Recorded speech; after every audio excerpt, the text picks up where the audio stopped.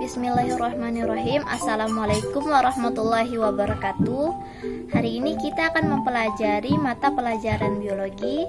Dan sebelumnya perkenalkan nama Ibu Aula Rajiah, NIM 1801110045 dari Prodi Tadris Biologi dengan supervisornya Ibu Febrianawati Yusuf, MPD. Jadi dengan hari ini kita akan mempelajari pelajaran biologi. Sekarang untuk memulai pembelajaran hari ini, marilah kita berdoa bersama-sama.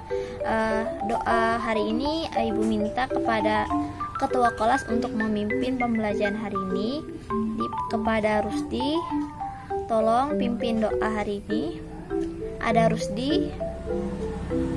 Ada. Silahkan Rusdi pimpin doanya.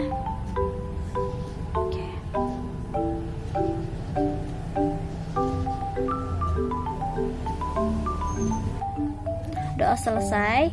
Terima kasih kepada Rusdi telah memimpin doa pada hari ini. Oke, sekarang Ibu akan mengecek kehadiran anak-anak Ibu sekalian.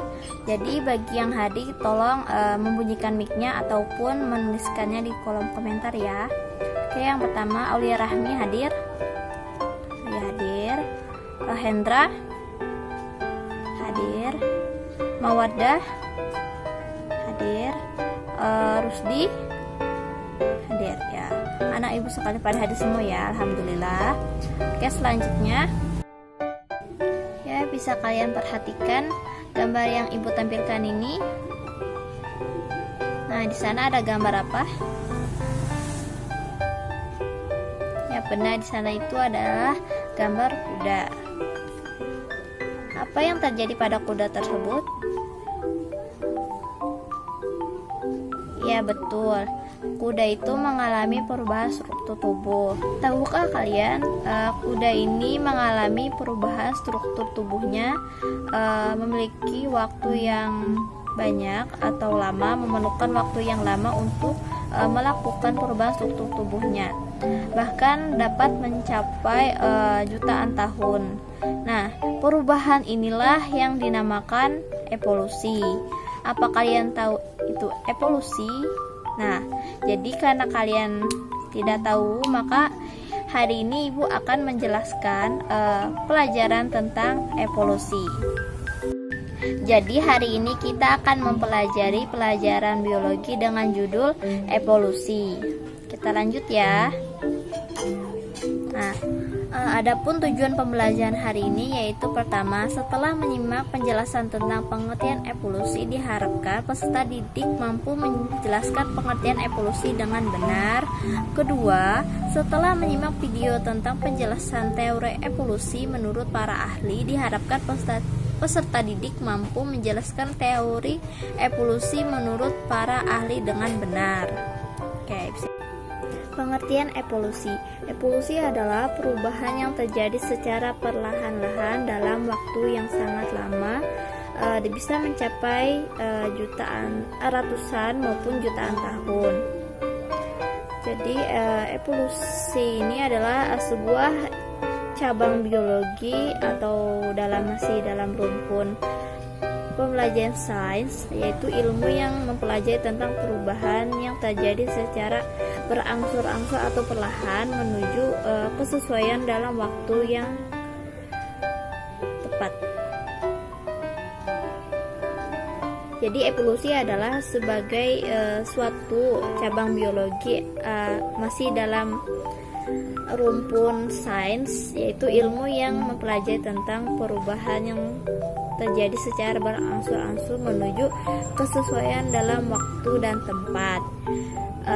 Kajian evolusi ini didasarkan atas data keanekaragaman dan keseragaman makhluk hidup dalam tingkat komunitas, dan kemudian dalam perkembangan berikutnya didukung oleh data-data seperti penemuan fosil ataupun makhluk purba lainnya, sehingga tidak pernah dapat menerangkan data lengkap yang pernah terjadi pada masa lampau. Jadi evolusi ini didukung dengan adanya penemuan-penemuan fosil ya anak-anak. Apakah kalian tuh kan contohnya seperti contoh evolusi ini seperti hewan dinosaurus kan, dinosaurus Tom. Ya, hewan dinosaurus itu kan hewan yang ada pada masa lampau atau masa zaman dahulu ya kan. Nah, itu.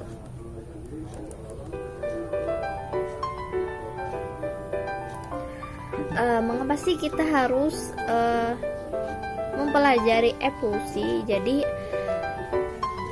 evolusi ini menjelaskan fakta-fakta atau memadukan dengan konsep-konsep dalam teori evolusi, sehingga teori evolusi ini terus mengalami perkembangan dari waktu ke waktu. Demikian juga dengan konsep-konsepnya ya. Jadi teori evolusi ini tidak bertentangan dengan agama manapun yang ada di dunia. Adapun juga teori evolusi modern yang juga menjelaskan proses-proses terjadinya atau mungkin terjadi pada masa lampau, sehingga sebagian masih bersifat hipotetik namun selalu didasarkan pada fakta atau fenomena dan asumsi-asumsi yang kuat. Materi selanjutnya, proses evolusi dapat dibedakan atas dua faktor berdasarkan arahnya ya. Ada evolusi progresif dan evolusi regresif. Evolusi progresif yaitu adalah evolusi menuju pada kemungkinan yang dapat bertahan hidup atau survival. Proses ini dapat dijumpai seperti contohnya itu peristiwa evolusi yang terjadi pada burung finch. Kemudian ada evolusi regresif, yaitu proses menuju pada kemungkinan kepunahan. Jadi pada evolusi ini mengalami yang namanya kepunahan. Contohnya seperti peristiwa evolusi yang terjadi pada hewan dinosaurus. Dulu kan hewan dinosaurus itu ada dan sekarang tidak ada kan. Nah, itu ada contoh dari evolusi regresif. Jadi di sini Ibu akan menampilkan sebuah video penjelasan mengenai teori evolusi menurut para ahli. Jadi Ibu minta kepada kalian mohon dengarkan sungguh-sungguh dan lihat video ini agar kalian dapat memahami pembelajaran hari ini dengan benar. Oke, sekarang ini videonya. Tolong disimak ya. Kembali lagi di channel Halo Edukasi. Pada video kali ini akan dibahas mengenai macam-macam teori evolusi menurut para ahli. Evolusi merupakan perubahan pada sifat-sifat terwariskan suatu populasi organisme dari satu generasi ke generasi berikutnya. Sedangkan perubahan yang terjadi akibat evolusi sendiri sangat beragam dari segi bentuknya. Ada beberapa teori evolusi menurut para ahli yang akan dijelaskan secara lengkap dalam video ini. Tapi teori evolusi menurut Plato percaya jika ada dua dunia yang ideal serta abadi dan juga dunia maya atau khayal yang tidak sempurna. Kedua dunia ini bisa dipahami dengan memakai alat indera manusia. Menurutnya, evolusi bisa mengubah dunia dengan organisme yang sudah ideal serta teradaptasi secara sempurna dengan lingkungan. Teori evolusi menurut Aristoteles. Aristoteles merupakan filsuf asal Yunani sekaligus murid dari Plato serta guru dari Alexander yang Agung. Dalam teorinya, ia mengatakan jika evolusi terjadi atas dasar metafisika alam. Menurutnya, metafisika alam bisa mengubah organisme serta habitatnya dari bentuk yang sederhana menjadi bentuk yang lain yang lebih kompleks lagi. Teori evolusi menurut Lamarck. Teori evolusi yang disebut dengan teori Lamarck atau teori perolehan ini diwariskan secara genetik. Pada awal abad ke-19, ia memperkenalkan jika sifat fenotip perolehan lingkungan bisa diwariskan secara genetik. Dan dalam bahasa Inggris disebut dengan acquired inheritance. Bagian tubuh yang tidak dipakai nantinya akan mengalami retardasi atau tidak berkembang, dan bagian tubuh yang dipakai akan terus berkembang dengan kuat dan semakin besar. Ia juga menerangkan jika nenek moyang jerapah memiliki leher yang pendek. Namun karena secara terus-menerus dijulurkan ke atas untuk mencari makanan, maka leher jerapah menjadi lebih panjang. Untuk itu, menurut Lamarck, evolusi bisa terjadi karena pewarisan sifat genetis yang diperoleh dari lingkungan. Teori Lamarck ini juga memiliki kesalahan yang bisa dibuktikan oleh Weismann, yang memperlihatkan jika tikus dengan ekor yang dipotong di laboratorium tidak mewarisi pengalaman ekornya tersebut pada keturunannya. Teori evolusi menurut August Weismann. Friedrich Leopold August Weismann merupakan ahli biologi evolusi berkebangsaan Jerman. Weismann merupakan seorang ahli teori evolusi yang terpenting kedua pada abad ke-19 sesudah Charles Darwin. Weismann berpendapat jika sel-sel tubuh tidak dapat dipengaruhi dari lingkungan di dalam penurunannya. Namun atas dasar prinsip genetika, Weismann melakukan percobaan demi membuktikan teorinya. Percobaan dilakukan pada 2 tikus yang ekornya dipotong lalu dikawinkan. Hasilnya, generasi keturunan tikus tersebut masih memiliki ekor yang panjang hingga generasi ke-21. Dari percobaan itulah Weismann membuat kesimpulan bahwa perubahan sel tubuh terjadi karena pengaruh dari lingkungan atau faktor eksternal pertumbuhan tidak diwariskan ke generasi selanjutnya. Weismann juga menyimpulkan bahwa evolusi adalah tentang genetika, yang artinya merupakan gejala seleksi alam pada beberapa faktor genetika. Teori evolusi menurut Charles Darwin. Charles Darwin adalah seorang naturalis dan ahli geologi Inggris, paling dikenal untuk kontribusinya pada teori evolusi. Dalam teorinya, Charles Darwin menyatakan jika evolusi bisa terjadi karena proses seleksi alam. Sehingga teori dari Charles ini juga disebut dengan teori seleksi alam.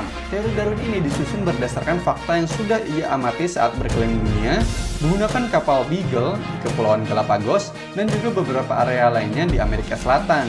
Selain itu, ia juga dipengaruhi dari 2 buku yakni Principles of Geology karangan Charles Lyell yang menguraikan tentang perubahan geologis yang bersifat gradual atau secara perlahan namun pasti dan konsisten serta terus-menerus, dan buku Malthus tentang populasi penduduk dunia yang bertambah atas dasar deret ukur, sedangkan jumlah makanan akan bertambah berdasarkan deret hitung, sehingga ada kecenderungan saling berebut sumber daya lewat perjuangan hidup. Pada abad ke-19, terutama semenjak penerbitan buku Darwin, The Origin of Species, pemikiran bahwa kehidupan berevolusi mendapat banyak kritik dan menjadi tema yang kontroversial. Namun, kontroversi ini pada umumnya berkisar pada implikasi teori evolusi di bidang filsafat, sosial, dan agama. Di dalam komunitas ilmuwan, fakta bahwa organisme berevolusi telah diterima secara luas dan tidak mendapat tantangan. Walaupun demikian, evolusi masih menjadi konsep yang diperdebatkan oleh beberapa kelompok agama. Terlepas dari kontroversi yang terjadi, teori evolusi sudah banyak diterapkan pada bidang teknologi dan sains modern. Contohnya pada pembuatan serum obat, vaksinasi, rekayasa genetika, analisis bakteri penyakit, perancangan bibit unggul dalam pertanian dan peternakan, dan juga sebagai acuan dalam langkah-langkah konservasi satwa dan lingkungan. Demikian penjelasan mengenai teori evolusi menurut para ahli. Selain yang telah disebutkan tadi, sebenarnya masih ada banyak ilmuwan lain yang juga mengemukakan pendapatnya tentang teori evolusi. Bila teman-teman mengetahui teori evolusi yang lain, Gimana videonya? Menyenangkan? Ibu sengaja menampilkan video agar kalian tidak merasa bosan. Jadi sampai di sini, apakah ada pertanyaan mengenai video atau tentang penjelasan ibu tadi? Gimana? Paham semuanya? Tidak ada pertanyaan? Oke, karena tidak ada pertanyaan, jadi di sini ibu akan menampilkan sebuah kuis. Oke, jadi di sini ibu ada kuis berkenaan tentang materi yang telah kita bahas ya anak-anak. Jadi mari kita jawab bersama. Oke, soal nomor 1. Bagian tubuh organisme akan berkembang karena sering digunakan. Sifat tersebut diwariskan kepada keturunannya. Pernyataan tersebut dikemukakan oleh... Jawabannya apa? A. J.B. de Lamarck, B. Aristoteles, C. August Weismann, atau D. Charles Darwin. Ayo jawab anak-anak. Apakah B, atau C, atau D, atau A? A, kalian jawab apa? A ya. Oke, kita coba ya.